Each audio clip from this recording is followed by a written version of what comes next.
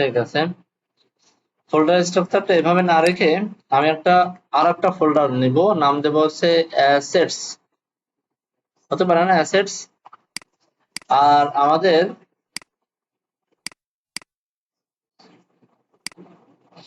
এই যে দুইটা ফোল্ডার, এই দুটোকে অ্যাসেটস এর ভিতরে ঢুকাই নেব,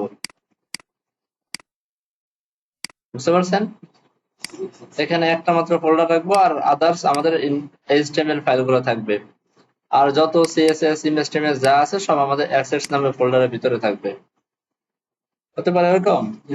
এটা ফোল্ডার স্ট্রাকচার, এটা অনেকে ফলো করে, এভাবে করে। তা আমরা এইভাবে করি, একটু একটু আমরা মানে আপডেট হয়ে যাই। তো index.html এর ভিতরে আমি as user যে জিনিসপত্র নেওয়া দরকার নিয়ে নেই। আর আমি আগের কোন একটা ফোল্ডার থেকে আমি ফেভিকনটা নিয়ে আসি, এই যে এটা না, এটা দিয়ে আজকে কাজে লাগাবো আর কি। অ্যাসেটস ইমেজেস এর ভিতরে এটা নিয়ে আসে। ওকে, এখানে আমরা বলতে পারি ক্লাস 13, এখানটা কমেন্ট করে বললাম যে স্টাইল শিটস, এর নিচে লিংক। এখন শুধু অ্যাসেটস নামে ফোল্ডারটা নতুন করে অ্যাড করতে হবে, তাই তো? এতটুকু করলে হয়ে যাবে। এর নিচে আবার একটা কমেন্ট করে নাম দিলাম আছে ফেভিকন,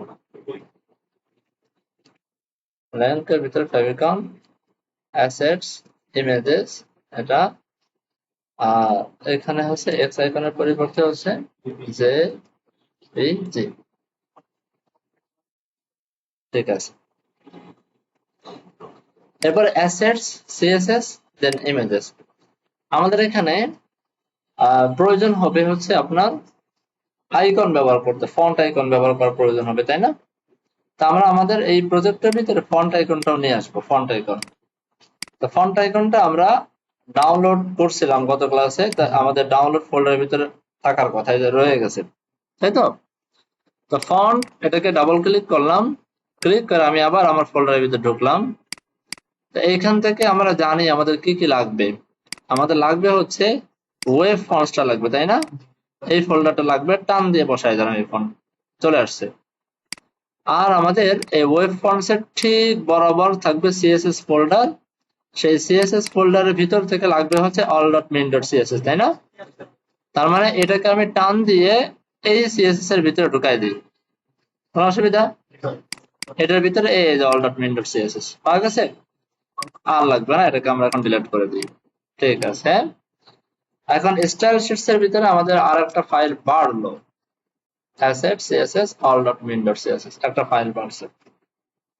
বুঝতে ভাই, সবাই বুঝছেন? ওকে, এইবার আমরা যদি ডিজাইন করি, এখানে কিছু লিখি, না ধরেন, আচ্ছা এটা আসছে কিনা দেখি তো, আসেনি।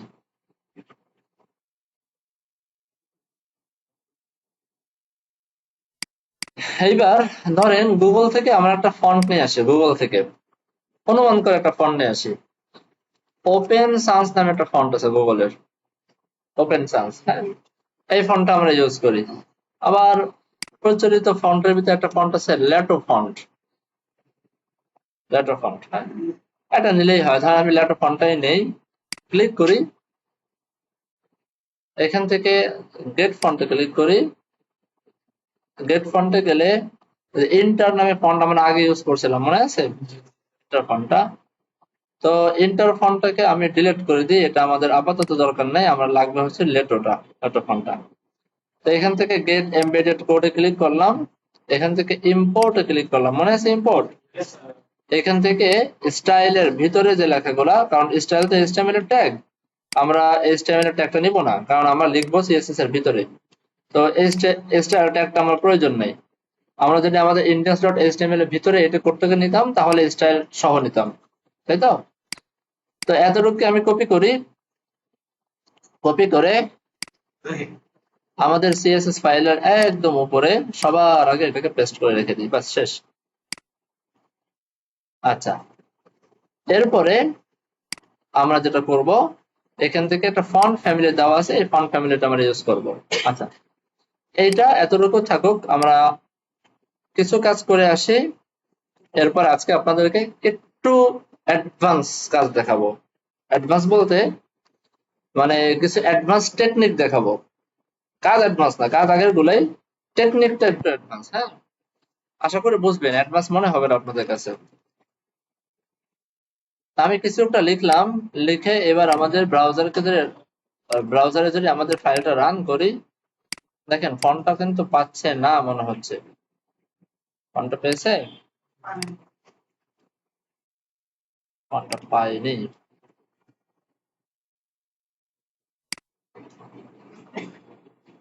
ফন্টটা পাইনি।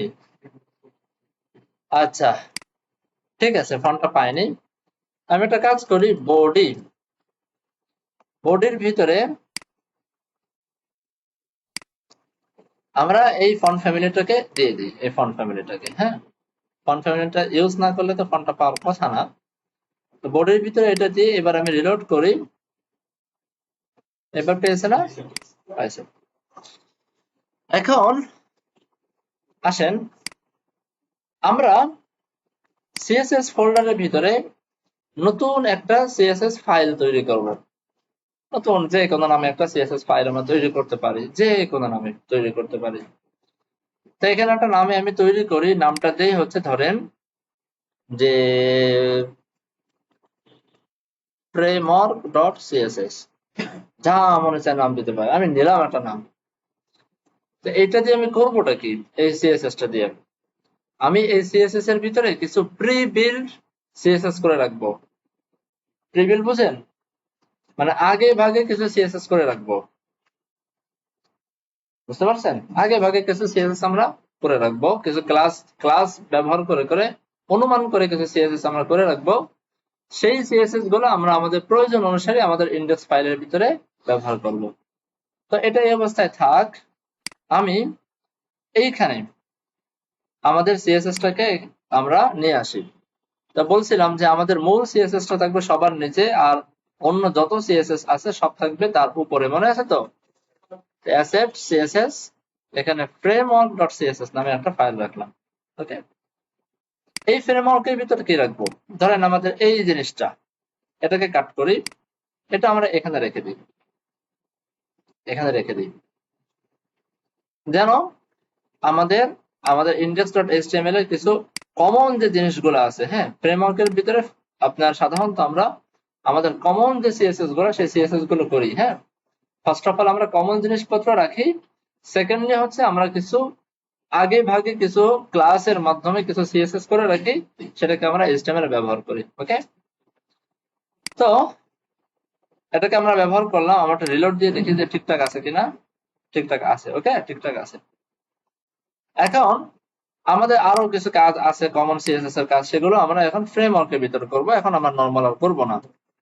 যেমন এখানে মার্জিন 0, প্যাডিং 0, এখন এগুলোকে আমরা ফ্রেমওয়ার্কের ভিতরে করব। এরপরে আরো কিছু আছে, আমাদের ইউএল আছে, ইউএল কে লিস্ট স্টাইল নান করে দিব। আমি এখানে ধরেন এই জায়গাটায় আরেকটা করে দিই, বক্স সাইজিং বর্ডার বক্স করে দিই। সব ক্ষেত্রে বর্ডার বক্স হয়ে গেল। যদি এটা করলে অনেক সময় একটা ঝামেলা হয়, করে রাখি তারপরও, যাতে প্যাডিং এর ক্ষেত্রে কোনো ঝামেলা না হয়।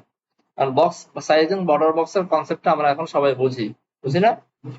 যেহেতু বুঝি সেহেতু আমি কমনলি দিয়ে রাখলাম, না দেওয়াটা বেটার, না দেওয়াটা ভালো, তারপরে দিয়ে রাখলাম। যদি আপনি কাজ বুঝে দিতে পারেন তাহলে কোনো অসুবিধা নেই। হ্যাঁ, না দেওয়াটা ভালো মানে এটা না যে এটা নন স্ট্যান্ডার্ড বা স্ট্যান্ডার্ডের পর্যায়ে পড়ে, এমন কিছু না। মানে দিলে হয় কি, অনেক সময় আপনি নিজে ঘাবড়ায় যাবেন যে প্যাডিং দিলাম বড় হলো না কেন, ভিতরের দিকে চেপে গেল কেন, ঘাবড়ায় যেতে পারেন। ঠিক আছে, ডিজাইনের ক্ষেত্রে মাঝে মাঝে একটু ত্রুটি সৃষ্টি হতে পারে। কিন্তু আপনার কাছে যদি জানা থাকে যে আমি তো বক্স সাইজ এবং বর্ডার বক্স কমনলি সব জায়গা দিয়ে আসছি, তখন কিন্তু আপনি ওইটাকে ওই জায়গায় গিয়ে যখন ঝামেলায় পড়বেন, তখন সেখানে গিয়ে আপনি নিজের মতো করে ঠিকঠাক করে নিতে পারেন। তখন কোন একটা এলিমেন্টকে যদি আপনি চান যে এটা বক্স সাইজ এবং বর্ডার বক্স না হোক, তখন সেটাকে আবার বক্স সাইজ এবং কন্টেন্ট বক্স করে দিতে হবে। মনে আছে কন্টেন্ট বক্স? কোন এলিমেন্টকে যদি কখনো চান যে এটা বর্ডার বক্স না হোক, তাহলে কন্টেন্ট বক্স, হ্যাঁ, ডিফল্ট কন্টেন্ট বক্স তখন করে দেবেন। সাধারণত আমাদের ম্যাক্সিমাম জায়গায় বক্স সাইজ এবং বর্ডার বক্সটাই লাগে। এই জন্যই আমি কমনলি দিয়ে রাখলাম। খুব কম জায়গা আছে সেখানে আমাদের কন্টেন্ট বক্সে ফিরে আসতে হয়। যেমন টেক্সট ডেকোরেশন নাম দিয়ে রাখলাম, এখন আমাদের ওয়েবসাইটে কোথাও তো লাগতেই পারে টেক্সট ডেকোরেশন আন্ডারলাইন, লাগতে পারে না? যদি কখনো লাগে তখন আমরা টেক্সট ডেকোরেশন আন্ডারলাইন সেখানে দিয়ে দেব, শেষ। তো অনেকগুলো আমরা সিএসএস করলাম, রিলোড করি, ঠিকঠাক মতো চলে আসছে, কোনো অসুবিধা নেই। এখন আমরা এই কমন সিএসএস এর ভিতরে কি কি করতে পারি? আমরা একটা কাজ করি, আমরা কোথায় জানি আমাদের ওয়েবসাইট একটা স্ক্রিনশট নিয়েছিলাম, এটার নাম মনে হয় আগেরটা, তাই না? আগেরটা, এটা নিয়ে আমরা একটু, যেহেতু আমাদের ওয়েবসাইট আসতেছে না, আমরা এটা নিয়ে একটু প্র্যাকটিস করি। হ্যাঁ হ্যাঁ, হটস্পট দিয়ে করবো।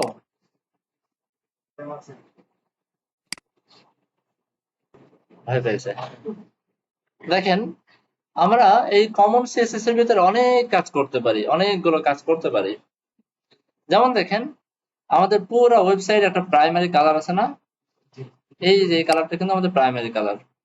তো এখানে ক্লিক করার পর দেখেন এই কালারস এর ভিতরে একটা পেয়ে যাবেন, এই যে ক্লিক করলে কপি হয়ে যাবে। হ্যাঁ, তা আমি বাই ডিফল্ট এখানে এইভাবে করে আমি যদি বলি যে ধরেন টেক্সট প্রাইমারি এরকম কিছু লিখলাম, এখানে আমি বললাম যে ভাই কালার হবে এটা, বুঝেন ভালো করে। আমি একটা আগে ভাগে একটা ক্লাস বানায় রাখলাম, আমার খেয়াল খুশি মতো একটা ক্লাস বানায় রাখলাম। এখন আমাদের যে ইন্ডেক্স ডট সিএসএস, এখানে এই জায়গাটায় এসে যদি আমি ক্লাসের ভিতরে ওই টেক্সট প্রাইমারি দেই, তাহলে কালারটা সেরকম হয়ে যাবে না?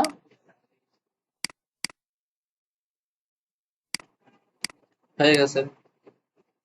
ঠিক একইভাবে আমি যদি বলি এখানে আর একটা ক্লাস বানায় রাখি, নাম দিলাম হচ্ছে বিজি প্রাইমারি, বুঝতেই পারছেন এখানে কি দেওয়া উচিত? Background colour. এটা কখনো যদি কোথাও আমার ব্যাকগ্রাউন্ড কালার হিসেবে প্রাইমারি কালারটা প্রয়োজন হয়, আমি ব্যবহার করব, হতে পারে। এরপরে ধরেন আমরা আমাদের এখানে গিয়ে দেখি যে এই যে একটা ফন্ট, এই ফন্টের কালারটা কিন্তু আমার মনে হচ্ছে না ফুল ব্ল্যাক, এই যে একটা কালার দেওয়া আছে, ফুল ব্ল্যাক না, সুন্দর একটা কালার দেওয়া আছে। এখন এই যে কালারটা, এই কালারটা অনেক জায়গায় ব্যবহার করা হয়েছে, অনেক জায়গায় ব্যবহার করা হয়েছে, অনেক জায়গা, তাই না? যেহেতু অনেক জায়গায় ব্যবহার করা হয়েছে, আমরা একটু ফন্টের ভিতরে, বডির ভিতরে গিয়ে বাই ডিফল্ট কালার হিসেবে এটাকে সেভ করে দিয়ে আসতে পারি না? সবাইকে বুঝছেন? ম্যাক্সিমাম জায়গায় এটা এই কালারটাই পাবে, সব জায়গায় এই কালার পাবে যদি আমি কালার চেঞ্জ না করি। আচ্ছা, এই ধরনের অনেক কাজ দেখবেন আপনাদের আমাদের কমে যাবে, একবার করে রাখলে আমাদের কাজের পরিমাণ অনেক কমে যাবে, আমাদের কাজ করতে অনেক সুবিধা হবে। এই যে এখন ডিফল্ট কালারটা পাচ্ছে, বডির থেকে ডিফল্ট কালারটা পাচ্ছে। তো এবার আমরা একটা কাজ করি, যেহেতু আমরা সবকিছু পেয়ে গেছি, আমরা একটা ফন্টটাও নিয়ে আসি, কি ফন্ট দেওয়া আছে দেখি। এই যে কি গোথাম নাকি ভয়ঙ্কর রকম একটা না, GOTHAM, দেখি তো আছে কিনা এরকম কোন ফন্ট।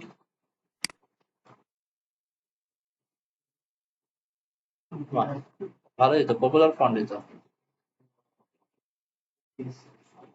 মুভিস নাম চলে আসে ফন্ট। এটা তো আপনার গুগল ফন্ট নেই মনে হচ্ছে। তারপর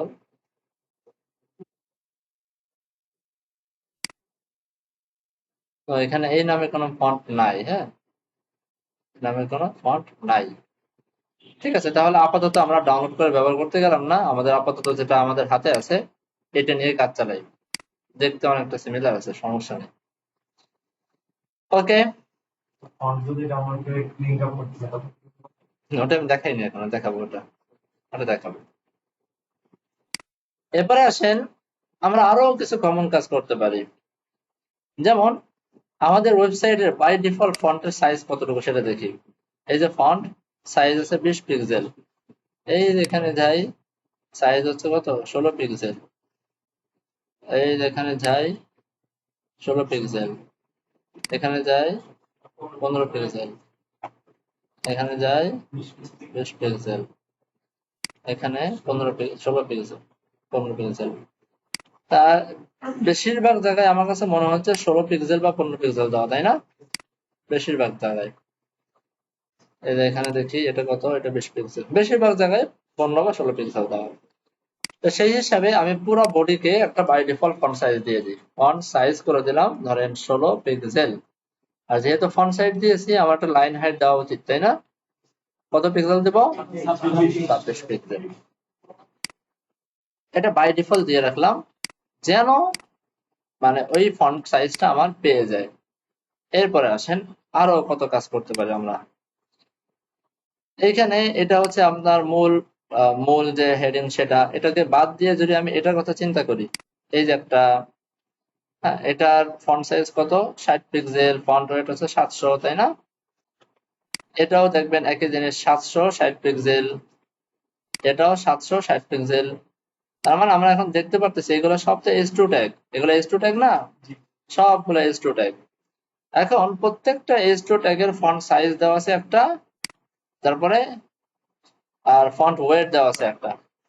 তাহলে আমরা কি এখানে বাই ডিফল্ট বলে রাখতে পারি যে আমার ওয়েবসাইটে যত H2 ব্যবহার করব সবগুলোর ফন্ট সাইজ হবে হচ্ছে 60 পিক্সেল, আর ফন্ট ওয়েট হবে হচ্ছে 700। তো লাইন হাইটটা আমরা একটু বাড়াই ফেলি, হ্যাঁ, লাইন হাইট 60 এর জায়গায় আমরা করে দিই 70। একটু ডিফারেন্স হবে, আমরা ওটাকে ঠিক করে পরে নিচ্ছি। এতটুকু সবাই বুঝছি? এরপরে আমরা চাইলে আমাদের এই S1টাকেও কমন রাখতে পারি। S1টাকে, S1টা হচ্ছে কত? 70 পিক্সেল, লাইন হাইট 77 দিয়েছে, 70 পিক্সেল 700 পিক্সেল। তা আমি S2 যেমন তৈরি করছি, S1টাকেও আমি তৈরি করে ফেলি। ফন্ট সাইজ হচ্ছে 70 পিক্সেল, আর লাইন হাইট করে দিই 80 পিক্সেল, আর হচ্ছে কি জানি ফন্ট ওয়েট হচ্ছে 700। দেখতে পারতেছেন আমি কিন্তু এখনো পর্যন্ত এখানে ইউজ করিনি, আমি অনুমান করে করে আমার বাই ডিফল্ট সিএসএস গুলো বানাচ্ছি। সবাই খেয়াল করছেন? এরপরে যখনই আমাদের ওয়েবসাইটে এই জাতীয় কিছু ব্যবহার করব, ট্যাগ ব্যবহার করব বা ক্লাস ব্যবহার করব, সাথে সাথে সেখানে অটোমেটিক জিনিসপত্রগুলো পেয়ে যাবে। আচ্ছা, তো এবার এখানে দেখেন,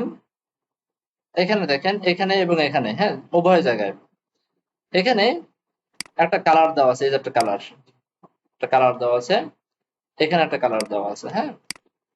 তো এই জিনিসটাও কিন্তু আমরা বাই ডিফল্ট করে রাখতে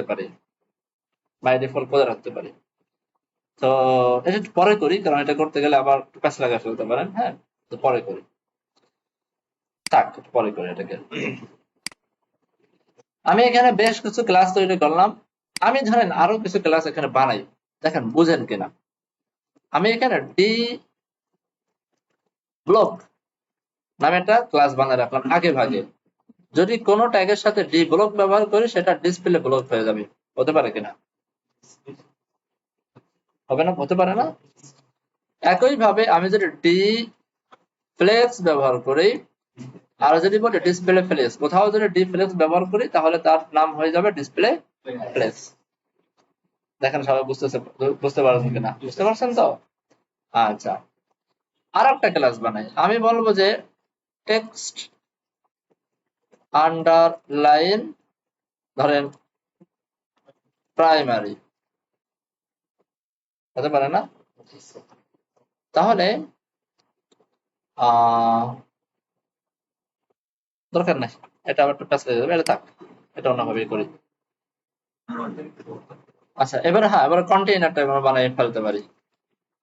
কন্টেইনারটা বানাই, উইডথ করে দিই ধরেন 1200 পিক্সেল, মার্জিন 0, অটো করলাম।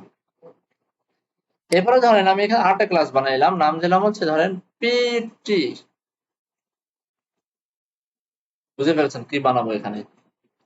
প্যাডিং টপ 80 পিক্সেল, সিমিলার একটা নাম দিলাম যেন আমাদের বুঝতে সুবিধা হয়। এরপরে বললাম এমটি 80, মার্জিন টপ 80 পিক্সেল করে রাখলাম আর কি। আমাদের এরকম ক্লাস লাগলেও লাগতে পারে, কখনো লেগে বসে না যে উপরে একটু মার্জিন দেয়, প্যাডিং দেয়, এরকম লাগে না অনেক সময়? করলাম। আচ্ছা, থাক, অনেক কিছু করছি। আমরা খুশি। আরেকটা করি, হ্যাঁ, এরপরে শেষ, সমাপ্ত। আমি বললাম text centre, text align centre, হতে পারে কিনা? হতে পারে। আচ্ছা, এবার ডি ফ্লেক্স এর সাথে আমরা তো আরেকটা জিনিস ইউজ করি, সেটা হচ্ছে কি জানি, ফ্লেক্স র্যাপ। আমি একটা কাজ করি, ডি ফ্লেক্স এটা এরকমই থাক, আমি আরেকটা ক্লাস বানাই যে flex wrap, flex wrap wrap, আলাদা একটা ক্লাস বানাইলাম, হতে পারে। হ্যাঁ হ্যাঁ হ্যাঁ, পি ট্যাগ, প্যারাগ্রাফ ট্যাগ কি করা যেতে পারে? পি ট্যাগের জন্য ফন্ট সাইজ বা আদার জিনিস চেঞ্জ করতে চান, আমি বডিতে দিয়ে রাখছি, তো এটা পি ট্যাগ অটোমেটিক পেয়ে যাবে, বুঝতে পারছেন? পেয়ে যাবে। হ্যাঁ, অবশ্যই চেঞ্জ করা যাবে, অবশ্যই চেঞ্জ করা যাবে। তো এগুলো হচ্ছে আমি কমন সিএসএস করলাম, দেখছেন অনেকগুলো কমন সিএসএস করলাম। এখন এই কমন সিএসএস করার কারণে আমার মূল যে স্টাইল ডট সিএসএস আছে না, এই স্টাইল ডট সিএসএস এ অনেক কোড কম করা লাগবে, অনেক কম করা লাগবে। আচ্ছা, তো এবার আসেন আমরা এটা নিয়ে মোটামুটি একটা কাজ আরম্ভ করি, হ্যাঁ, মোটামুটি কাজ করি। আমরা এখন থেকে একটু ফাজিল হয়ে যাব, এখন থেকে আমরা খালি কমন কমন করে যাব সব। ধরেন আমরা এখন উপরের এই সেকশনটা নিয়ে কাজ করব, উপরের এই মেনুটা বানাই। আচ্ছা, আমি একটা কাজ করি, আমি এই প্রজেক্টটা আজকে ধরবো না, আজকে আমি এমনি কিছু কাজ আপনাদেরকে দেখাই, কিছু প্র্যাকটিক্যাল কাজ দেখাই। হ্যাঁ, মনে করেন আমরা এই টাইপের একটা জিনিস বানাবো, এই টাইপের তিনটা বক্স থাকবে, পাশাপাশি তিনটা বক্স থাকবে, এই টাইপের কিছু একটা বানাবো।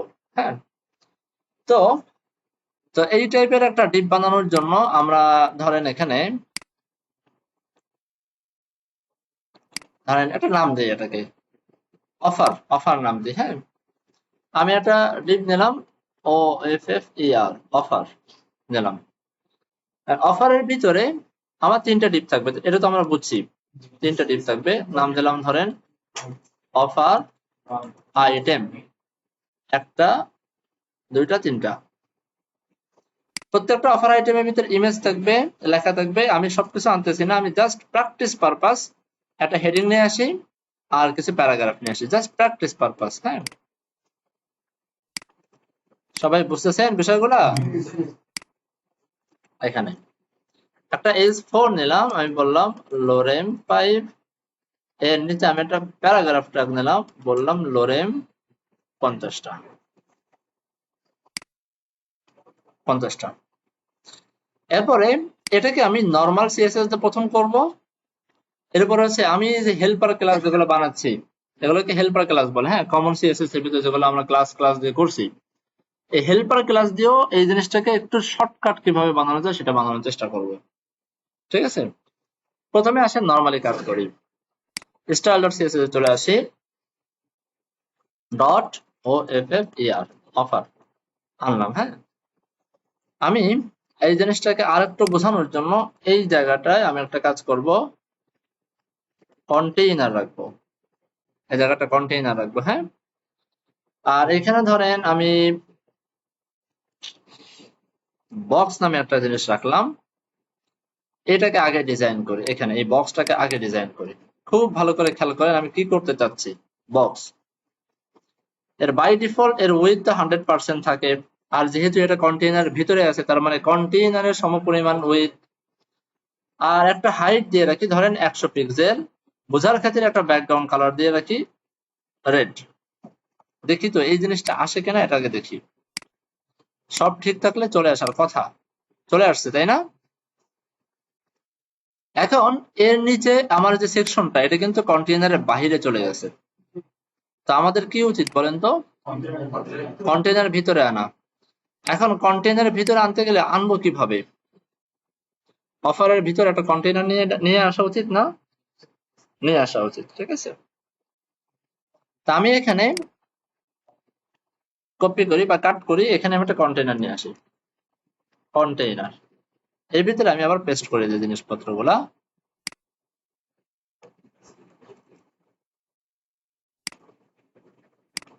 মাঝখানে চলে আসছে। হ্যাঁ, এখন তিনটা আইটেমকে আমি পাশাপাশি নিয়ে আসবো, তাহলে এই কন্টেইনারটাকে ধরে আমি ফ্লেক্স করতে পারি, চাইলেই করতে পারি, কোনো অসুবিধা আছে?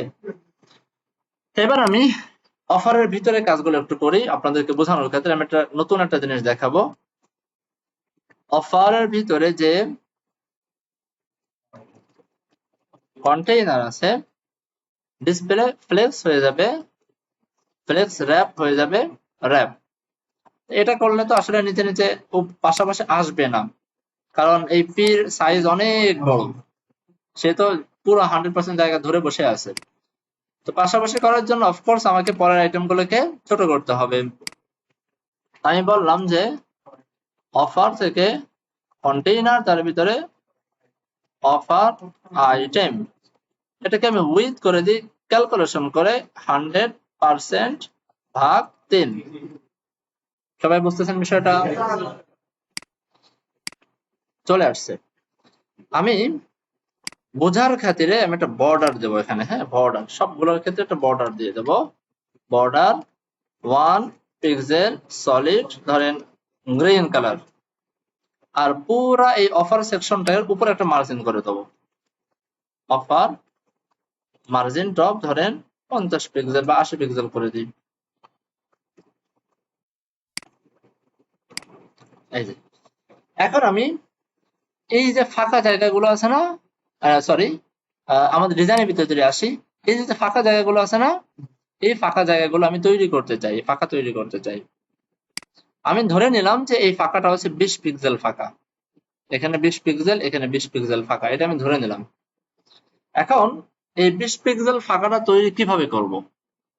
তো এটা তৈরি করা একটা নিয়ম আপনাদেরকে দেখাইছিলাম, যে ক্যালকুলেশন করে করে তৈরি করা, মনে আছে? আজকে আমি অন্য একটা ওয়ে দেখাবো, অন্য একটা ওয়েতে ফাঁকাটা তৈরি করা দেখাবো। সেটা হচ্ছে আমি এই যে আইটেম গুলা, এই আইটেম গুলোকে আমি বলে দেবো, ভাইজান প্যাডিং উপরে নিচে 0, ডানে বামে 10 পিক্সেল করে পাও।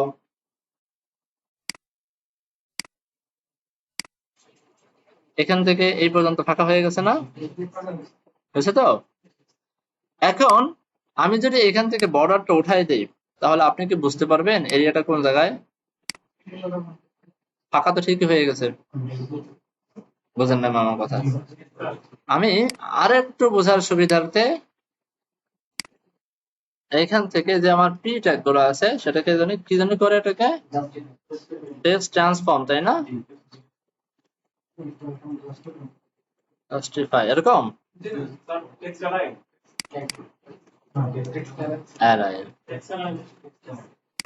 Text arrange justify. এবার বোঝা যাচ্ছে, এই যে ফাঁকাটা বোঝা যাচ্ছে না? আমি আরেকটু বাড়াই, 10 পিক্সেলের জায়গায় আমি করে দিই 15 পিক্সেল। এই দেখেন মাঝখানে ফাঁকা কিন্তু ঠিকই তৈরি হচ্ছে।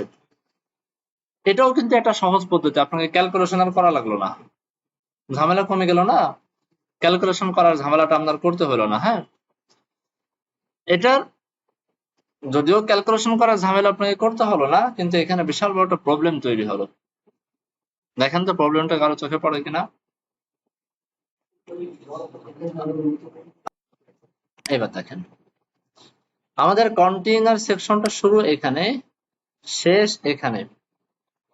এবার দেখেন তো আমাদের প্যাডিং দিতে গিয়ে যদিও মাঝখানে জায়গা তৈরি হয়েছে, কিন্তু আমাদের কন্টেইনার এরিয়ার শুরু এবং শেষ একটু ঝামেলা হয়ে গেছে না?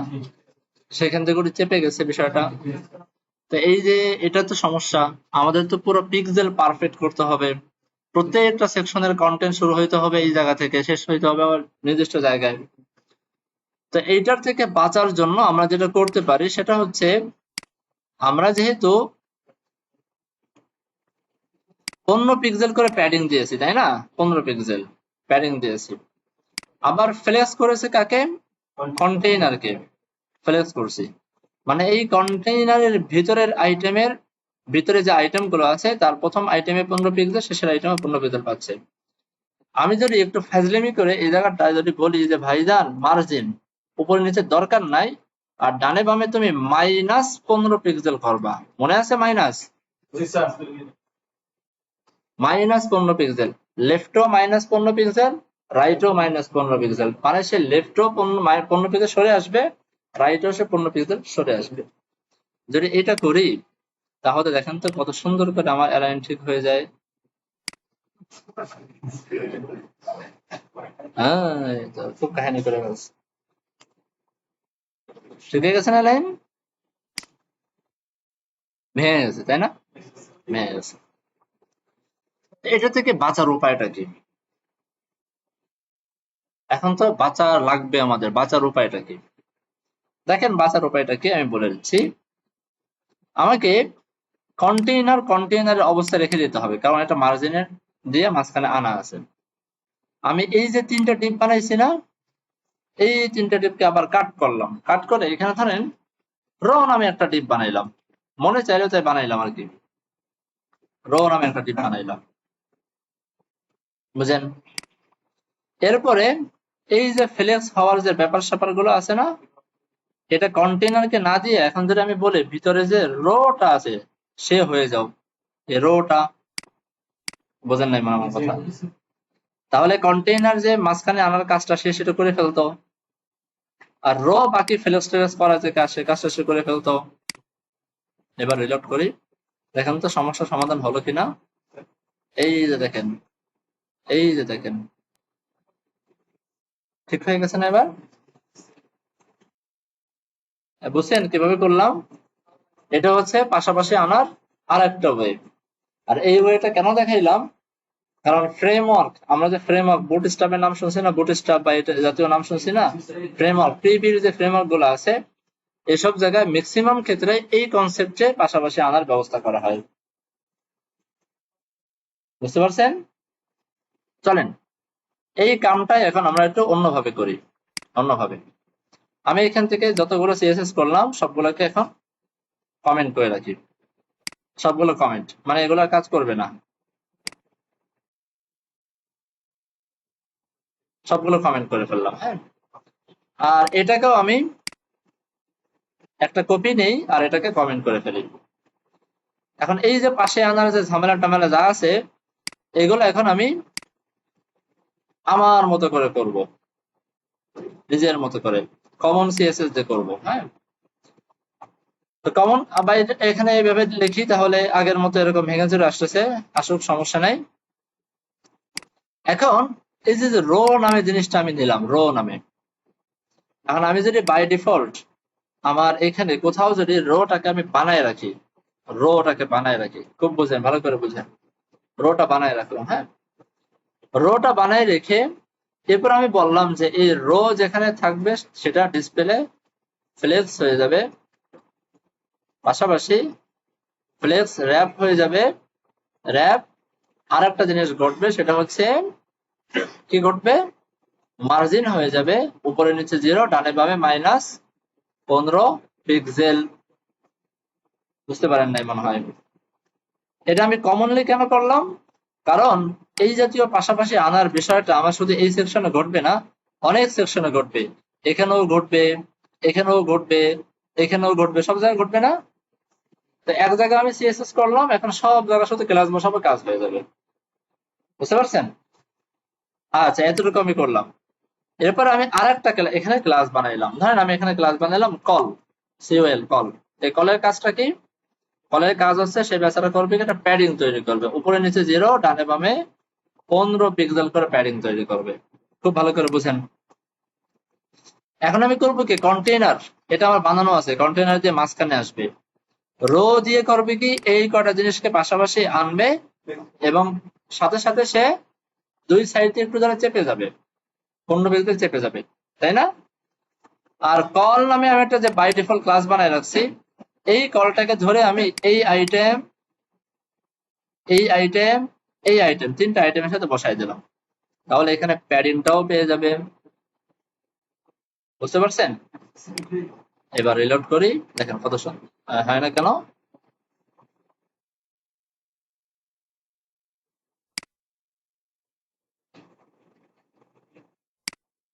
কোনো ভুল করছি আমরা?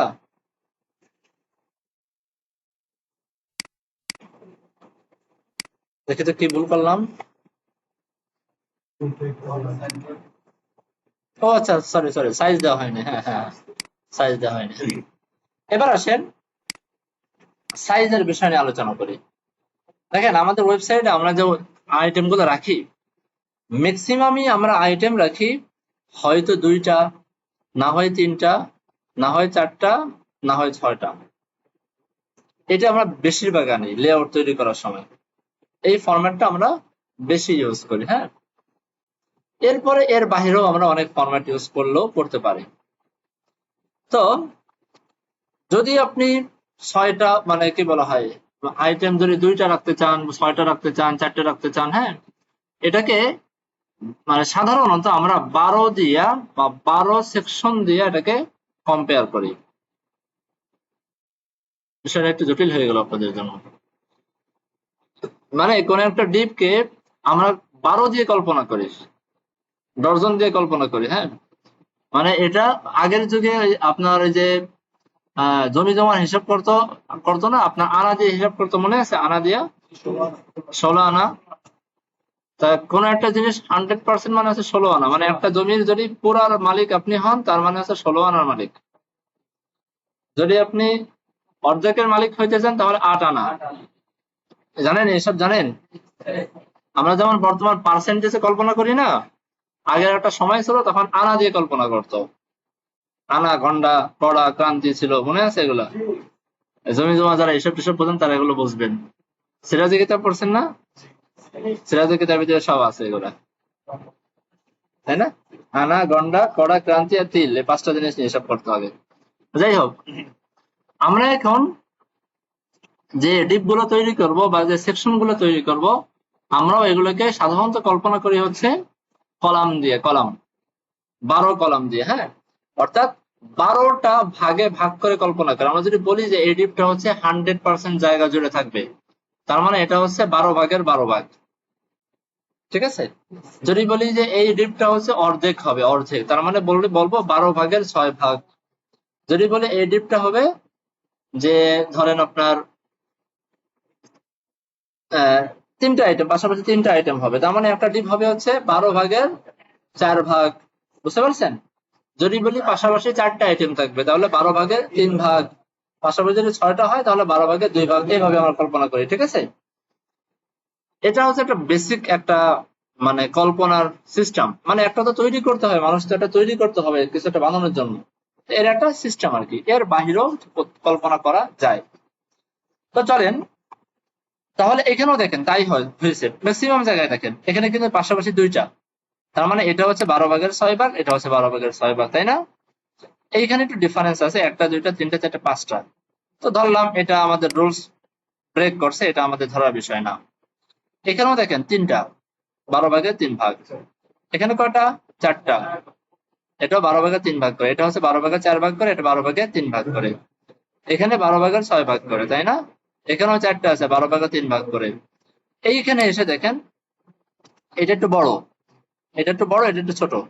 আমরা বলতে পারি যে 12 ভাগের এইটা পাইছে হচ্ছে ধরেন 8 ভাগ, আর এটা পাইছে হলো 4 ভাগ। হতে পারে না এরকম? এখানে এসে কয়টা? 1টা 2টা 3টা 4টা 5টা। এখানে এটাকে বলতে পারি 12 ভাগের 2 ভাগ, এটা 1 ভাগ, 3 ভাগ, 4 ভাগ, 5 ভাগ, 6 ভাগ। কম হয়ে যায় না? এটা ধরেন 3 ভাগ, 3 4 5 6 7 8 9 10 11 12, এরকম একটা ভাগ করলাম আর কি আমাদের মতো করে। বোঝেন নাই মনে হয়? তা এই জিনিসটা যদি বুঝে থাকেন তাহলে বুঝলাম যে এই যে ভাগ বটোয়ারের যে বিষয়টা, এটা একটা ঝামেলাজনক একটা বিষয়। এটাকে আমরা প্রত্যেকটা সেকশনে গিয়ে গিয়ে আবার ক্যালকুলেশন করে করে হিসাব করবো, এটা পারতাম না। আমরা এটাকে বাই ডিফল্ট করে রাখবো। কেমনে করে রাখবো দেখেন, আমি এখানে বলবো যে এভাবে একটা ক্লাস দিব, ডট ধরেন 12 ভাগ 12, এভাবে। এভাবে দিলে সমস্যা না? ক্লাস নাম কি সংখ্যা দিয়ে শুরু হয়? আচ্ছা, তাহলে বুঝতে পারলাম। স্পেশাল ক্যারেক্টার দেওয়া যায়? তাহলে আমরা এখানে বললাম যে তল হাইফেন 12,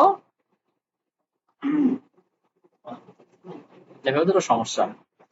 ধরেন কি দেওয়া যেতে? 12 অফ 12 হতে পারে না? আচ্ছা, এখানে আমি উইথ দিয়ে দিই ধরেন 100%, 12 অফ 12। আর একটা ক্লাস বানাই, কল ধরেন 6 অফ 12, এটা উইথ কতটুকু হওয়া উচিত কোন তো 50%, 12/6 তাই না? আর একটা রকম বানায় রাখি, কল ধরেন 4 অফ 12, উইথ কতটুকু খাওয়া উচিত বলেন তো? ওই 33 সফলতা বল মানে 100% এর 3/1 এরকম না? আমি ক্যালকুলেশন করে দিই যে ভাই 100% ভাগ হবা 3 হয়ে গেল। আর একটা তৈরি করি, কল 3 অফ 12, তাহলে এখানে কত হইতে পারে 25% উইথ 25%। দেখেন তো এই হিসাবটা বুঝলেন কিনা? এখন এর বাইরে তো সাধারণত আমাদের হিসাব হয় না, লাগেন আর একটা ধরেন লাগতে পারে, ধরেন কল 2 অফ 12, তাহলে উইথ হবে কত 20% না? 12/2 মানে 100%-এ 100/6 আচ্ছা আমি এইভাবে ক্যালকুলেশন করি, তাহলে ক্যালকুলেশন করি 100% ভাগ 6, তাহলে সুবিধা হলো। এখানেও এইভাবে ক্যালকুলেশন করে দিই, তাহলে বুঝতে সুবিধা হবে আমাদের। ক্যালকুলেশন 100% ভাগ হচ্ছে 4, তিনটা যেহেতু 12 করে 3 ভাগ করলে কত হয় 4, 3 4 12, 4 হবে তাই না? 12 4 দিয়ে ভাগ করলে 3 হয় ভাগফল। আর একটা বানাই, ধরেন এখানে যা আমাদেরকে লাগবে আর কি, যত হিসাব কিতাব সব একসাথে করে ফেলি, 3 দিয়ে দিই 3, তাহলে 3 4 12, এটা কোনো করছি করা হয়ে গেছে তাই না? তাহলে লাগবে না, এটা লাগবে না। অনেকগুলো করলাম, 12/12 মানে ফুল। এখন 12/12 যেহেতু ফুল, সেহেতু এত কিছু না লিখে আমরা এখানে বলতে পারি কল ফুল। কল দিয়ে বোঝাচ্ছি আমি কলম, কলম বুঝেন তো? কলম কলম মানে মানে একটা একটা সেকশন, সেকশন এরকম, ঠিক আছে। আর এইখানে ধরেন উইথ 50%, এটা না বলে আমরা চাইলে এখানে কল হাফও বলতে পারতাম, জাস্ট একটা নাম চেঞ্জ করলাম যেন আপনারা এই মানে অনুমান করে আপনাদের খেয়াল খুশির মতো যে কোনো নাম ইউজ করতে পারেন। আমি জাস্ট দেখাইলাম আর কি, আপনারা যে কোনো নাম দিতে পারেন, নাম এমনই দিতে হবে এমন না, আপনি যা মনে চায় দিতে পারেন। এখন আমাকে এই জায়গাটায় আমি চাচ্ছি 3টা, মানে 100/3 হয়ে যাক তাই না? তাহলে এখানে আমি বলতে পারি যে কল 4 অফ 12, তাই না? এই দেখেন পাশাপাশি চলে আসছে, খুব সুন্দর না? এবার ধরেন এই কাহিনীটা করে আমরা ধরেন অন্য কিছু একটা বানাই, এটা বানাই, ধরেন এই যে এটা একটা বানাইতে পাবো না, এটাকে এটাকে বানাই। তো এটাকে আমি নাম দিই একটা, ধরেন কি নাম দেওয়া যেতে পারে, অ্যাডভান্টেজ উইদাউট দ্য ডিসঅ্যাডভান্টেজ, এর নাম কি? না অ্যাডভান্টেজ নাম দিলাম আর কি, কথার কথা। এখন পাশে আনা টানা সাইজ মাইজ ম্যানেজ করা, এখন আর আর এক লাইনও সিএসএস করব না, একবার করছি কমন সিএসএস, পুরো ওয়েবসাইট আমার কোথাও আর লাগবে না, অনেক সহজ হয়ে যাবে জিনিসটা। আমি এখানে একটা কমন নাম দিই অ্যাডভান্টেজ, এর ভিতরে নেই হচ্ছে কন্টেইনার মাঝখানে আনার জন্য, এরপরে ফ্লেক্স করে পাশাপাশি আনার জন্য আমরা একটা ক্লাস বানাইছিলাম, এই যে ক্লাসটা রো, তো এখানে বললাম যে রো রো এর ভিতরে প্রত্যেকটা আইটেম যেন প্যাডিং পায়, এই উদ্দেশ্যে আমি একটা কমন ক্লাস বানাইছিলাম, নাম দিয়েছিলাম কি কল ডট কল, একটা কল, দুইটা, তিনটা, বুঝতে পারছেন? আরেকটা লাগবে তাই না, 4টা। এখন আমি 4টার ভিতরে কিছু একটা লিখি যেন আমাদের বুঝতে সুবিধা হয়।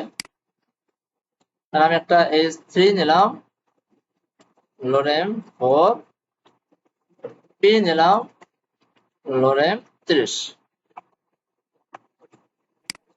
এতটুকু আসলে অনেকটা হবে, কিন্তু নিচে নিচে মানে পাশাপাশি আসবে না, কারণ এই যেটার সাইজ বড়। এখন আমাদের এই জায়গাটায় ওই যে আমাদের যে বানানো যে ক্লাস, সেই ক্লাসগুলো ইউজ করতে হবে। বানানো ক্লাসের ভিতরে আমরা এখন কোনটা ইউজ করবো বলেন তো? এই যে কল 3 of 12, এটা না? আমি এটাকে কপি করি, কপি করে এখানে আমি পেস্ট করে দিই, সেভ করি। আমি এক লাইনে সিএসএস করলাম এতটুকু কাজ করার জন্য। এক লাইনে সিএসএস করার প্রয়োজন হয়েছে আমার? হয়নি, শেষ। হ্যাঁ, সব করা সম্ভব, সব করা সম্ভব। সারা জীবন এটাই তো করে মানুষে, এই কে বসে বসে এত কাম করে? সবাই তো এই কামই করে। আমরা সহজ হয়ে গেল না জিনিসটা, অনেক সহজ হয়ে গেল।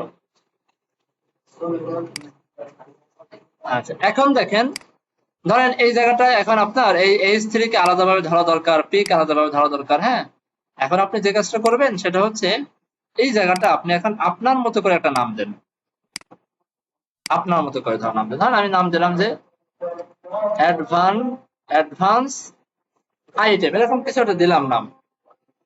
এখন যখন style.css করব, ঠিক আছে, তখন আমরা এই প্যারেন্টের নামটা ধরবো, অ্যাডভান্টেজ ধরে এর ভিতরে জাস্ট এই নামটা ধরবো, মাঝখানে কিছু আমার ধরা দরকার নেই। মাঝখানে যা আছে সব আমার কমন সিএসএস, কিছুই ধরার দরকার নেই। এখন এইটাকে ধরে এর ভিতরে আমার যে H3 থাকলে সেটাকে ডিজাইন করেন। আপনি চাইলে এখান থেকে H3 ধরতে পারেন, চাইলে আপনার প্রয়োজন অনুযায়ী P ধরতে পারেন, বুঝতে পারছেন? মাঝখানে যে আমি রো নিছি, কন্টেইনার নিছি, এগুলো কিছু বলার দরকার নেই, বুঝতে পারছেন? যেগুলো কমন সিএসএস, কমন সিএসএস এর মতো ফালায় রাখবেন, ওটাকে নিয়ে আর নাড়াচাড়া করার দরকার নেই। বাকি যদি কখনো কোনো চেঞ্জ করার প্রয়োজন হয়, নিজে একটা ক্লাস বসায় বাস কাজ করে ফেলবেন। আমি এখানে ধরেন একটা H3, তাই না, নিয়ে এখানে ধরেন কিছুটা চেঞ্জ করলাম, ফন্ট সাইজ হচ্ছে 22 পিক্সেল, আর এটুকু থাক, করে কিছু একটা আর কি পেয়ে গেছে। এখন যদি ধরেন এইটার কালার চেঞ্জ করা দরকার, কালার, এই কালারটা চেঞ্জ করার জন্য তো আমি ক্লাস বানাই রাখছি, আমার মনে আছে ক্লাস বানাইছিলাম আমরা, এই যে কালারের জন্য টেক্সট প্রাইমারি। ধরেন আমার এই কালারটা প্রয়োজন, আমি আর সেটার জন্য আলাদাভাবে সিএসএস করব না, যেহেতু একবার কমন করে ফেলছি। এটাকেও ধরি, এটাকেও ধরি, ক্লাস টেক্সট প্রাইমারি।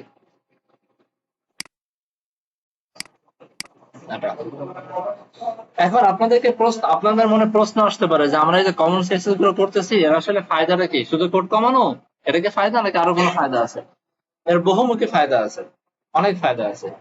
যেমন ধরেন আপনি টেক্সট প্রাইমারি, আপনি জানেন যে আপনার ওয়েবসাইটের টেক্সটের কালার চেঞ্জ করার জন্য এই কালার মানে এই নামে একটা ক্লাস অ্যাড করছেন। আপনার পুরো ওয়েবসাইটে এই পেজের ভিতরে ধরেন 50 জায়গায় এই ক্লাসটা ইউজ করছেন, টেক্সট প্রাইমারি 50 জায়গায় ইউজ করছেন। খুব ভালো করে বুঝেন, একবার ক্লাস বানাইছেন, ব্যবহার করছেন কয় জায়গায়? 50 জায়গায়। একে তো 50 লাইন কোড আপনার করতে হয়নি, এর থেকে বেঁচে গেছেন। আবার হঠাৎ করে ক্লায়েন্ট বললো কি ভাই আমার থিম কালারটা চেঞ্জ হয়ে গেছে, কালারটা পাল্টাই দাও।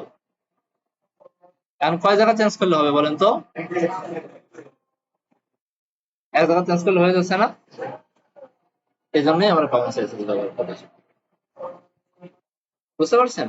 হঠাৎ করে মনে করেন ক্লায়েন্ট বললো কি যে ভাই আমার কন্টেইনারের যে এরিয়াটা তুমি বানাইছো এটা ছোট ছোট মনে হচ্ছে, তুমি একটু বড় করে দাও। কয় জায়গা পাল্টাইতে হবে? জাস্ট এক জায়গা না, এক জায়গা পাল্টাইলে এনাফ। ইভেন এই যে মাঝখানে যে আমরা গ্যাপ গুলো দিচ্ছি, পণ্য এটার পণ্য প্যাডিং, এটার পণ্য প্যাডিং, মোট 30 হচ্ছে না, এই জায়গাটা ফাঁকা 30। ক্লায়েন্ট বললো কি যে এই জায়গা ফাঁকা বেশি হয়ে গেছে, কমাও। যদি এই ফাঁকাটা প্রত্যেকটা সেকশনে গিয়ে গিয়ে আলাদাভাবে কোড করে করে করতেন, তাহলে সব সেকশনে গিয়ে গিয়ে আপনার চেঞ্জ করা লাগতো না, আবার ক্যালকুলেশন করা লাগতো, আবার কত কাহিনী করা লাগতো।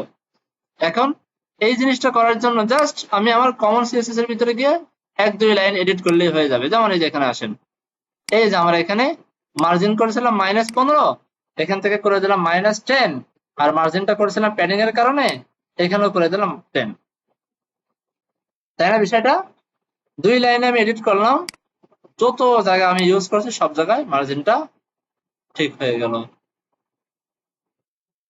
হ্যাঁ, বুঝছেন কেন? আল্লাহ জানে। কমন সিএসএস ব্যবহার করবো তো ইনশাল্লাহ। সবাই চেষ্টা করবো কমন সিএসএস ব্যবহার করার জন্য। হ্যাঁ, বুঝে নেই। আচ্ছা, হ্যাঁ, আপনি কমন সিএসএস 100টা করেন, 1000টা করেন, কিছু আসা যায় না। আপনি মূল সিএসএস করবেন 500, মানে 500 লাইন, কমন সিএসএস করবেন 1500 লাইন, তাও কোনো অসুবিধা নেই, তাও স্ট্যান্ডার্ড হবে। বেশি যত আপনি কমন সিএসএস বাড়ায় রাখতে পারবেন, মূল সিএসএস কমায় রাখতে পারবেন, ততই সুবিধা। আর মজার বিষয় হলো আপনাদেরকে একটা হিন্টস দিয়ে দিই, একটা মজার হিন্টস দিয়ে দিয়ে মজা পাবেন। হ্যাঁ হ্যাঁ, ক্লাস নেম আপনার নিজের খেয়াল খুশি মতো দিবেন। একটা মজার কথা বলে দিই, এই যে আমি রোড নিলাম, কন্টেইনার নিলাম, টেক্সট সেন্টার নিলাম, কল নিলাম, এই যে নিলাম নিলাম না, এই নামগুলো আমি আন্দাজে নিয়ে নিই। মানে আমি আগে পরে অনেক ফ্রেমওয়ার্ক ব্যবহার করছি, তো প্রি বিল্ড, এগুলো প্রি বিল্ড পাওয়া যায় অনেক অনলাইনে, আমরা ওইখান থেকে লিঙ্ক করে ব্যবহার করি, তো ওই জায়গায় এমনি বানানো। হ্যাঁ হ্যাঁ হ্যাঁ, আমার ডিপেন্ড করে দেখবেন আছে, সব বানানো। এই দেখেন আমি দেখাই, এই যে এখানে আমি এখানে আসেন, এই যে এটা, এই দেখেন সে কন্টেইনার কল, এই যে রো, এই যে সে কন্টেইনার। বিশ্বাস করেন এই কন্টেইনার রো একটা আমি নিজেও সিএসএস করিনি, কমনও করিনি, সব আমি অন্য জিনিস ব্যবহার করছি। অন্য জিনিস বলতে আমি ব্যবহার করছি বুটস্ট্র্যাপ, এই যে বুটস্ট্র্যাপ অল ডট মিন্ডর সিএসএস, পড়ে দেখেন খবর আছে, এখানে সব কমন সিএসএস করে দেওয়া আছে। হ্যাঁ, বুঝতে পারছেন? শুধু কমন সিএসএস না, খুব স্ট্যান্ডার্ড ওয়েতে কমন সিএসএস করা আছে। হ্যাঁ, আমি তো আপনাদেরকে আরো, হ্যাঁ, না না, এগুলো হচ্ছে ওই যে ফন্টের মতো করে ফন্ট দেখাইছিলাম না, এখানে জীবনে কোনো আমরা হাত দেবো না, এখানে সব করা আছে, আমরা ব্যবহার করবো।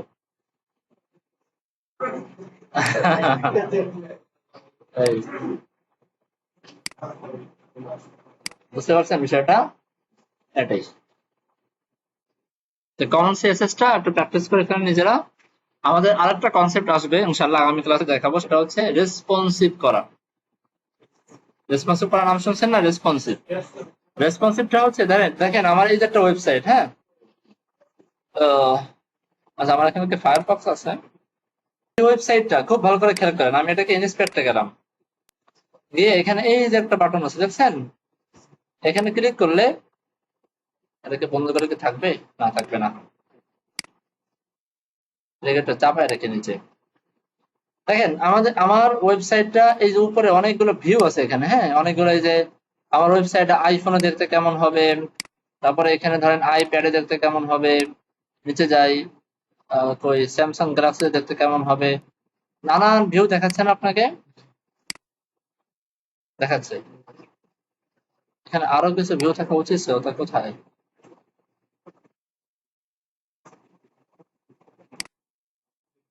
আচ্ছা থাক, এটা কিছু ভিউ কম দেওয়া, এই জন্য আমি এটা ডাউনলোড করলাম।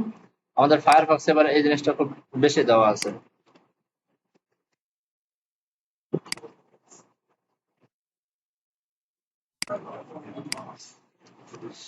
আমি আমাদের এই ওয়েবসাইটটাকে ফায়ারফক্সে নিয়ে আসি, এই ওয়েবসাইটটাকে কপি করে ফায়ারফক্সে নিয়ে আসি। দেখেন খুব মজার একটা জিনিস দেখাই, আসছে, এটাকে আমি এখন কন্ট্রোল শিফট এম চাপি, কন্ট্রোল শিফট এম, হ্যাঁ, এখন এটাকে নাড়াচাড়া করা যায়। এইবার দেখেন নিচের দিকে আসি আমরা, এখানে দেখেন আইটেম কয়টা পাশাপাশি? দুটা। বড় স্ক্রিনে যাই, আইটেম কয়টা? তিনটা। আরো ছোট স্ক্রিনে যাই, আরো ছোট স্ক্রিনে কয়টা করে আইটেম? আপনার কাছে কি মনে হচ্ছে যে আমি একটা ওয়েবসাইটে অনেক সিএসএস করে রাখছি, যে ব্রাউজার যদি চেঞ্জ হয়ে যায়, আমরা যদি ছোট করে ফেলি, তাহলে এই সিএসএস পাবে, এটা পাবে না, এরকম অনেক কিছু না। আমি কিছু কিছু জায়গায় কিছু মানে এক্সট্রা জিনিসপত্র অ্যাড করে রাখছি, এটাকে বলা হয় রেসপন্সিভ করা। আমার ব্রাউজারটা যখন ছোট হয়ে যাবে, ব্রাউজার ছোট হওয়া মানে কি ডিভাইস ছোট হয়ে যাওয়া, ল্যাপটপে এক রকমের ব্রাউজার, আমার মোবাইলে ব্রাউজার আরো ছোট না, মোবাইলে যখন আসবে তখন পাশাপাশি তিনটা আইটেম থাকলে কিন্তু দেখা যাবে না, মানুষ পড়তেই পারবে না, হয়তো স্ক্রল করে ডানে বামে সরাই পড়তে হবে, এটা তো বিব্রতকর, কষ্টকর। তা আমি চাচ্ছি আমার মোবাইলে একটা একটা করে আইটেম থাকুক, ট্যাবলেট যখন একটু বড় ট্যাবলেট, সেখানে দুইটা করে থাকুক, ল্যাপটপে তিনটা করে থাকুক, বুঝতে পারছেন? আমার একই সিএসএস, একই ডিজাইন, একই এইচটিএমএল, বিভিন্ন ডিভাইসে বিভিন্ন রকম আচরণ করতেছে, এই জিনিসটা করার নামই হচ্ছে রেসপন্সিভ করা। আর নিজে হ্যান্ড কোডেড রেসপন্সিভ করা বিশাল কষ্টকর, মানে মানে এটা বিরক্তিকর একটা কাজ। আর এই বিরক্তিকর কাজ থেকে বাঁচতে হলে আপনাকে ব্যবহার করতে হবে ফ্রেমওয়ার্ক। এই ফ্রেমওয়ার্কের ভিতরে সব করা আছে, খালি নিব ক্লাস মতো বসাবো, কাজ হয়ে যাবে। বুঝতে পারছেন? আচ্ছা, এটা আমরা দেখবো ইনশাল্লাহ, আগামী ক্লাসে দেখবো ইনশাল্লাহ। তো মোট কথা, আজকে যে জিনিসটা আপনাদেরকে বোঝানোর চেষ্টা করলাম, যে আমি কিন্তু এখনো আমাদের সিএসএস এ একটা লাইনও লিখি নেই, ধরেন শুধু এই একটা লাইন লিখছি। এগুলোতে কমেন্ট করা, এগুলোতে লেখার ভিতরে পড়ে না কমেন্ট করা, সবকিছু আমি এখন ফ্রেমওয়ার্কের ভিতর লিখছি।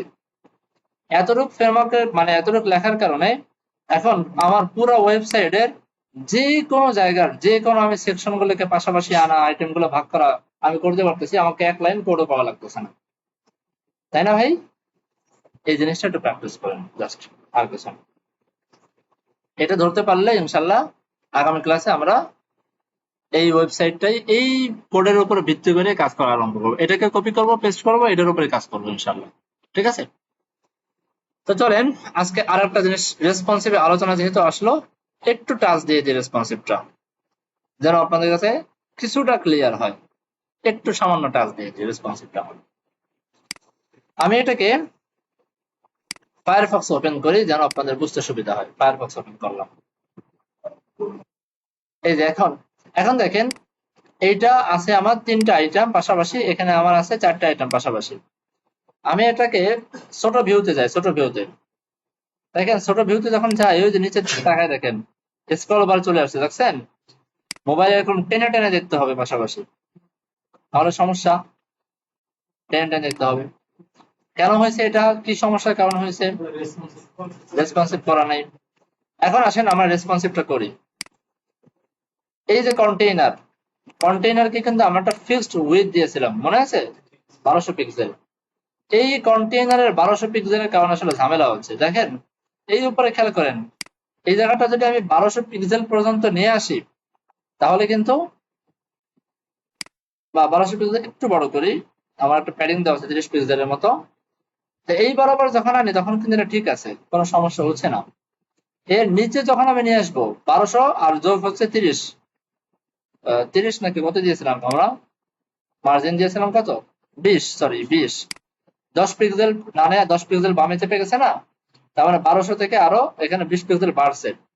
তাহলে এখানে 1220 পিক্সেল পর্যন্ত যদি আমরা আনি, আমার রেসপন্সিভটা ভাঙবে না। নিচে দেখেন স্ক্রল বার আসতেছে না। কিন্তু আমি যদি 1 পিক্সেলও বাড়াই, তাও আমার ডিজাইনটা ভেঙে যাবে। 1 পিক্সেল বাড়াইলো, হালকা একটু ছোট করে নিয়ে আসি, ভেঙে যাবে।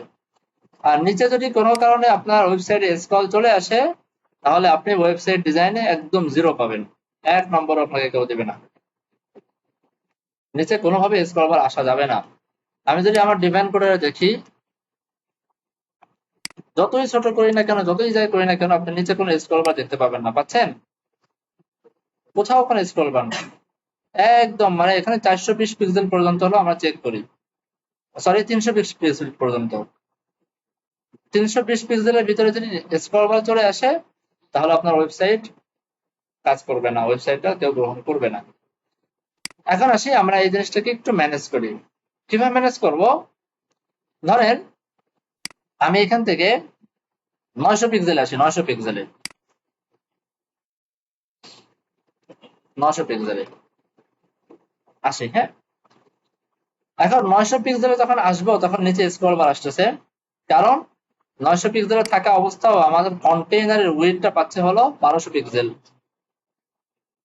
বুঝা নেই? 1200 পিক্সেল। এখানে দেখেন, এখানে যদি আমি ধরেন কথার কথা উইডথটা 1200 পিক্সেল না দিয়ে আমি যদি ধরেন 850 পিক্সেল করে দিই, তাহলে কি এখানে আর স্ক্রল বার আসবে? আমার স্ক্রিন যেহেতু 900 পিক্সেল আছে, তারপরে কিন্তু স্ক্রল বার আসবে না, কারণ আমার স্ক্রিন থেকে আমার কন্টেইনার সেকশনটা ছোট আছে। রিলোড করে দেখেন, ঠিক হয়ে গেছে, ঠিক হয়ে গেছে না? সবাই কি বুঝছেন বিষয়টা? তাহলে আমি বলবো এটাকে এমন ভাবে কমান্ড করবো যে, ভাইজান তোমার স্ক্রিন যদি 900 পিক্সেলের থেকে ছোট হয়, তাহলে কন্টেইনারের সাইজটা এতটুকু করবা। বলতে পারি না? আর আমি বলবো এই উইডথটাকে এভাবে না বলে বলবো কি, যদি আমার ডিভাইসের উইডথটা 900 পিক্সেলের ছোট হয়, 900 পিক্সেল থেকে ছোট হয়, তাহলে এর উইডথ পাবে এতটুকু। বুঝতে পারছেন? বোঝেন নাই মনে হয়। অথবা একটু উল্টায় বলতে পারি, যদি আমার স্ক্রিনটা 900 পিক্সেল থেকে বেশি হয় তাহলে হবে 1200 পিক্সেল, এরকম তো বলতে পারি। এটা থেকে কম হওয়াটা, এটা বলাটা হচ্ছে সুন্দর। আমি জিনিসটা আরো বুঝাই দিই কিভাবে এটা আমরা লিখি। এখানে আমাদের এই জিনিসটা লেখার জন্য এভাবে লিখতে হয়, @media, ঠিক আছে, মিডিয়া স্পেস স্ক্রিন, এরপর লিখতে হয় এন্ড, এরপরে এখানে লিখতে হয় ম্যাক্স উইথ, যতটুকু বোঝেন অতটুকু বোঝেন, ভয় পেন না যেন কেউ আবার, ঠিক আছে, এটা আমি আরো ভাঙাই দেবো ইনশাল্লাহ। ম্যাক্স উইথ আমি বললাম 900 পিক্সেল, মিডিয়া স্ক্রিন মানে হচ্ছে আমাদের ডিভাইসের যে স্ক্রিনের যে সাইজটা সেটা, এবং যেই স্ক্রিনের সাইজটা হবে এটা এটা অবশ্যই ফার্স্ট ব্র্যাকেটের ভিতর লিখতে হয়। ম্যাক্সিমাম উইথ 900 পিক্সেল হতে হবে, অর্থাৎ 900 পিক্সেলের যদি নিচে হয় তাহলে এই কাজ করবে। ম্যাক্সিমাম উইথ অর্থাৎ আমার ডিভাইসের উইথ যদি সর্বোচ্চ 900 পিক্সেল হয়, 900 পিক্সেলের বেশি যদি হয় তাহলে আমার আলোচনার বিষয় না। যদি সর্বোচ্চ 900 পিক্সেল পর্যন্ত হয় তাহলে কি ঘটবে? এখন এই কথাটা লেখার পরে এই সেকেন্ড ব্র্যাকেটের ভিতরে যদি আপনি কোনো সিএসএস করেন, সেই সিএসএসটা 900 পিক্সেলের নিচে যে ডিভাইসগুলো সেই ডিভাইসে কাজ করবে, অন্য ডিভাইসে কাজ করবে না। যেমন দেখেন এখানে আমি বললাম যদি এই কাহিনী ঘটে তাহলে বডির কালার হয়ে যাবে রেড। বুঝতে পারছেন? বডির কালার হয়ে যাবে কত? রেড। বোঝা নেই যে না? দেখেন এখন কিন্তু রেড হবে না, কার? ও আচ্ছা, ম্যাক্সিমাম 900 পিক্সেল। আমি যদি এখানে 900 জায়গায় 901 করে দিই, আর কালার রেড হচ্ছে? যেই 900 ভিতরে নামায় আনতেছি বা 900 নিচে করতেছি, কালার কিন্তু রেড হয়ে যাচ্ছে। আবার 900 থেকে 1 পিক্সেলও যদি বাড়াই আর কিন্তু থাকতেছে না। জিনিসটা বুঝছেন? খুব কঠিন লাগলো? তার মানে এই এর ভিতরে যে সিএসএস গুলো আমি করব, এই সিএসএস গুলা শুধুমাত্র আমার স্ক্রিনের সাইজ যদি 900 পিক্সেলের ছোট হয়, অর্থাৎ আমার স্ক্রিনের সাইজ যদি সর্বোচ্চ 900 পিক্সেল হয় তাহলে কাজ করবে, আর না হলে কাজ করবে না। এখন এটা তো আমরা স্ক্রিনটাকে ছোট করে করে দেখতেছি আর এরকম, এটা আসলে কেউ দেখবে না, এরকম স্ক্রিন ছোট করে কেউ চেক করে না। স্ক্রিন ছোট বড়টা কখন হয়? যখন এই ওয়েবসাইটটা বিভিন্ন ধরনের ডিভাইস ওপেন করা হয়। মোবাইলের যে ডিভাইস, এই স্ক্রিন তো অনেক ছোট না, 500-600 পিক্সেলের মতো ছোট্ট একটা স্ক্রিন। এবারে মনে করেন একটা ট্যাবলেটের স্ক্রিন তো 900 পিক্সেলের থেকে বড় হওয়ার কথা না, আরো ছোট স্ক্রিন। বুঝতে পারছি? ছোট স্ক্রিন। ঠিক একই ভাবে ধরেন এই লাইনটা আমরা লিখলাম, আমি আবার আর একটা লাইন লিখলাম যে ভাইজান media screen and first bracket দিয়ে বললাম যে ম্যাক্স উইথ, এখানে বললাম ধরেন 500 পিক্সেল যদি হয়, আমি আবার বডিটাকে ধরে বলে দিলাম যে কালার গ্রিন। খুব খেয়াল করেন এইখানে যে লাইনটা লিখলাম, এই লাইনটা লেখার মানে হচ্ছে আমার স্ক্রিনের সাইজ সর্বোচ্চ 500 পিক্সেল। মানে এটা অনেকটা সিলেক্টরের মতো কাজ করতেছে না? এখন কোন স্ক্রিনের সাইজ যদি 500 পিক্সেল হয় তাহলেও সেটাও কি এই লজিকের ভিতরে ঢুকে যায় না? তবে মনে বোঝেন নাই। আমি বললাম যে আমার স্ক্রিনের সাইজ 900 পিক্সেল বা তার থেকে কম হইতে হবে, সর্বোচ্চ 900 পিক্সেল হইতে পারে। আবার তার নিচে বললাম যে আমার স্ক্রিনের সাইজ সর্বোচ্চ 500 পিক্সেল হতে পারে। তাহলে এই 900-র ভিতরে তো 500 আছে, বিষয়টা তাই না?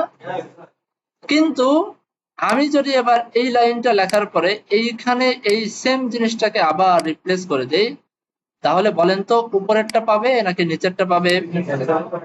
এটা আমরা জানি, কারণ সিএসএস সবসময় নিচেরটাকে বেশি প্রাধান্য দেয়, তাই না? এখানেও আমার এই সিএসএসটা যতটুকু শক্তিশালী এটাও ততটুকু শক্তিশালী, যে কারণে এটার ভিতরে যা লিখবো সেটাকে সে রিপ্লেস করার মতো হলে এটাকে রিপ্লেস করে দিবে। আর এই টেকনিকটা খাটানোর মানে হয়ে গেল কি, যে 0 থেকে যদি 500 পিক্সেল হয় তাহলে গ্রিন হবে, আর 500 থেকে 900 পিক্সেলের ভিতরে ঢুকলে রেড হয়ে যাবে, তাই না? যখন 500 পিক্সেলের নিচে থাকবে তখন এই লাইনটা কাজ করাবে, আর যেই 500 পিক্সেল উপরে চলে যাবে তখন এই লাইনটা আর কাজ করাবে না, তখন আবার এইটার যেটা ছিল সেটাকে সে পেয়ে যাবে। খুব সুন্দর লজিক না এটা? আচ্ছা দেখি তো কাজ করে কিনা, রিলোড করি। এই যে রেড, ছোট করি ছোট করে ছোট করে ছোট করি, এই যে রেড। এবার বলেন তো রেসপন্সিবিলিটি আমারই কোনো কষ্টের জিনিস? কষ্টের কিছু না। আমি এতটুকু দেখালাম রেসপন্সিভ, আপনারা এটা নিয়ে নিজের মতো করে নাড়াচাড়া করেন। আপনারা যেটা করবেন সেটা আমি বলে দিই। সেটা করবেন কি, এই রেসপন্সিভের ভিতরে কন্টেইনারের সাইজটা একটু বড় ছোট করে ট্রাই করবেন, উইথটা। আপনি সেম জিনিসটাকে এখানে কপি মেরে এখানে বলবেন যে 900 পিক্সেলের বেশি হলে কন্টেইনারের সাইজটা তখন কতটুকু হবে, এখানে সেটা বলে দিলেন। যে লাইনটা আপনার রিপ্লেস করার দরকার না সেই লাইনটা বাদ দিয়ে দেবেন। হতে পারে না এরকম? হতে পারে। এইভাবে করে করে আপনি কাজ করে দেখবেন যে কিভাবে কাজ করে, বা কাজ আদৌ করে কিনা। করবে অবশ্যই যদি ভালো করে লিখতে পারে, সেম টু সেম সিএসএস এর মতো করে। হ্যাঁ, মানে এই এখানে আমি কিছু সংখ্যক সিএসএস কে একটা প্যাকেট করে রাখছি, বুঝতে পারছেন? কিছু সংখ্যক সিএসএস কে প্যাকেট করে রাখছি। এই সিএসএস টা হচ্ছে এই কন্ডিশন যদি মেলে তাহলে কাজ করবে, আদারওয়াইজ কাজ করবে না। বাস এতটুকু। পারা যাবে না ভাই? ঠিক আছে। হ্যাঁ, এগুলো সাধারণত আমরা ফ্রেমওয়ার্কের ভিতরে লিখি। ফ্রেমওয়ার্কের যেগুলো সেগুলো ফ্রেমওয়ার্কের ভিতরে, বাকিগুলো বাইরে। এই যে ফায়ারফক্স লিখে সার্চ করবেন, হ্যাঁ, অথবা সরাসরি লিখবেন যে ফায়ারফক্স ডাউনলোড, ঠিক আছে? এরপরে এই যে এখানে চলে আসবেন, নিচেরটা, উপরেরটা আসেন না, নিচেরটা সফটওয়্যার থেকে যাবেন, হ্যাঁ। এখানে এখানে আসলেও কাজ করবে, সমস্যা নাই। এখানে যাওয়াটা সুন্দর, ক্লিক করেন একবারে আপনি, সরি আমি ভুল জায়গায় চলে আসছি, এখানে যাওয়াটাই উচিত। মজিলায় বুঝলেন, আইকনটা চেঞ্জ করে ফেলছে। এখানে যান প্রথম লিঙ্কে, এখানে যাওয়ার পরে যে ডাউনলোড ফায়ারফক্স, ওকে, এখানে ডাউনলোডে ক্লিক করার পরে আপনাকে কোথায় গেল, এই যে এরকম একটা জিনিস আপনাকে দিবে, ফায়ারফক্স ইনস্টলার ডট ইএক্সি। এখানে ডাবল ক্লিক করলে আপনাদের ওই যে সফটওয়্যার যেভাবে ইনস্টল করি না, ওইভাবে সফটওয়্যারটা ইনস্টল করে নেবেন, বুঝতে পারছেন? ইনস্টল করলে গুগল ক্রোম যেমন একটা জিনিস, হুবহু তেমন একটা ব্রাউজার আছে ফায়ারফক্স। তো আপনি আপনার ওয়েবসাইটটা এখানে, আপনার ওয়েবসাইটটা ডাবল ক্লিক করলে তো গুগল ক্রোমে ওপেন হয়। গুগল ক্রোমে আমাদের গুগল ক্রোমটা আপনি অলওয়েজ দেওয়া থাকে সাধারণত, এখানে ওপেন হয়। ডাবল ক্লিক করলে গুগল ক্রোমে ওপেন হয়ে যাচ্ছে, তাই না? আপনি করবেন কি, চেক করার জন্য ডাবল ক্লিক না করে রাইট বাটন ক্লিক করবেন, ক্লিক করে ওপেন উইথে যাবেন। এই যে দেখেন আপনার ফায়ারফক্স চলে আসছে, খেয়াল করছেন? এই ফায়ারফক্সে ক্লিক করবেন, চলে আসবে ফায়ারফক্সে। হ্যাঁ, অথবা যেটা করবেন, আপনি এখানে ডাবল ক্লিক করলে এটা গুগল ক্রোমে ওপেন হচ্ছে না, এখানে আপনি এইখান থেকে এই যে লিঙ্কটা, এই লিঙ্কটাকে কপি মারবেন, কন্ট্রোল সি দিয়ে কপি করবেন। কপি করে এখানে গিয়ে আপনি ফায়ারফক্সটাকে খুঁজবেন, FIREFOX, ফায়ারফক্স। এই ফায়ারফক্স অ্যাপ ওপেন করেন, ওপেন হয়ে যাবে।